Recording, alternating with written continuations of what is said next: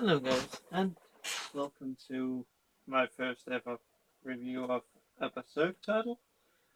Or, well, I could say I talked about my love for it because I really love Berserk. I remember the first time I saw Berserk, a late night, I think it was before a movie on Tsunami Aftermath. I saw the TV series, and I really loved it. I was like, okay, when is this airing? I looked it up, found out, then I woke up like I think 3 in the morning to watch it, and man, it was great. I've looked at the movies and oh oh those are ugly. I really don't like them. What I really would love would be a remake of the not a remake, like a reboot where it basically takes like the story, so it's following the manga, so we get the manga story and out with those senses.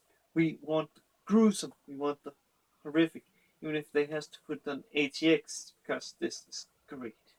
This is so great. And that sticker there, it's not for fun that they have that parent parental advice, because there is some really gruesome stuff in this. There is really gruesome stuff in it. And you may have seen this is Volume 5. I have read Volume 1 to 4.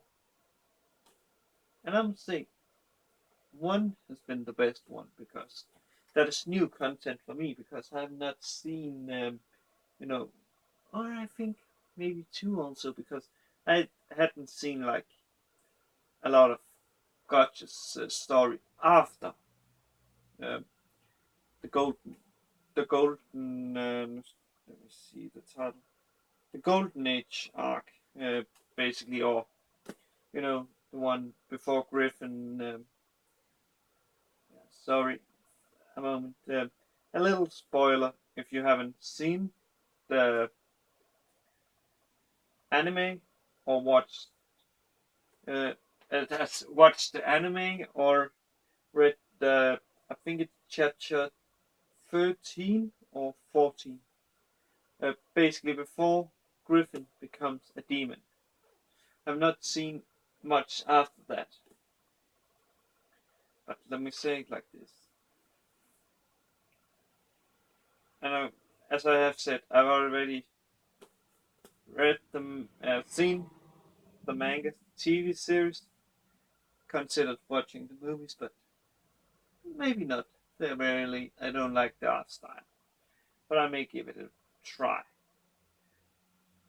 But so there isn't much new content for me. But what we can see here is basically what I would say is that we see this volume's basically focusing on two things. At the band of the Hawk's rise to power, or not rise to power, basically getting like the leader Griffin at like nobility status, and then we see how the noble schemes to like get a favor from him, but Griffin is smart enough to know that. Also, we see the first monster or demon, if we can call it that, Nosferatu Sot, who is, oh my god, I've heard that from Chibi, when because I watched his reviews, all of them, because I loved it, that God's most likely gonna fight off against him again, and I'm really looking forward to seeing it because at the the first fight, the only reason why him and Griffith didn't get killed, they couldn't destroy Seth, and that was two people against one, was because of the Belial, who is called the what's it called, the Crimson Belial, the the egg of the king. And for me, thinking that maybe the God Hands, which you will have seen in the first volumes, they maybe are like chess pieces, you know, like king, queen, bishop, knight, rook, and pawn. And maybe not pawns. Maybe the lower demons are like pawns to them. I also like that there's a reference to the TV series opening in this. Ah, here it is. And in case you can't read it, let me read it. In this world, is the destiny of mankind controlled by some transcendental entity or law? Is it like the hand of God hovering above? At least it is true that man has no control even over his own will. That is really great.